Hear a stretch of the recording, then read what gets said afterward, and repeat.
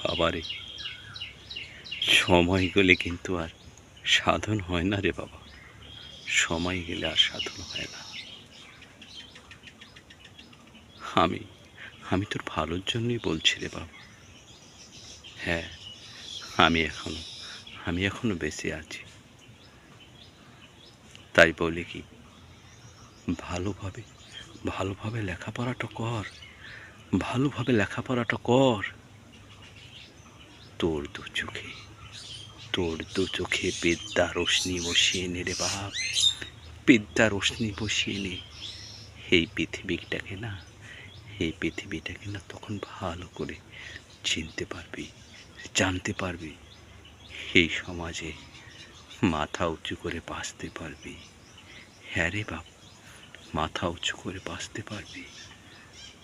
আর যদি আর যদি আমার কথা না শুনিস, তাহলে দেখবি একদিন সময় তোমার কাছে পাহাড়ের মতো দাঁড়িয়েছে। তুমি শত চেষ্টা করেও তাকে তাকে নাড়াতে পারবে না রে বাপ। সরাতেও পারবে না, সরাতেও পারবে না। তখন তখন তোমার খুব কষ্ট হবে রে বাপ। কারণ ওই পাহাড়ের সাথে লড়তে লড়তে সারাটা জীবন পেরিয়ে যাবে, কিন্তু ওকে সরাতে পারবি না রে বাপ, সরাতে পারবি না।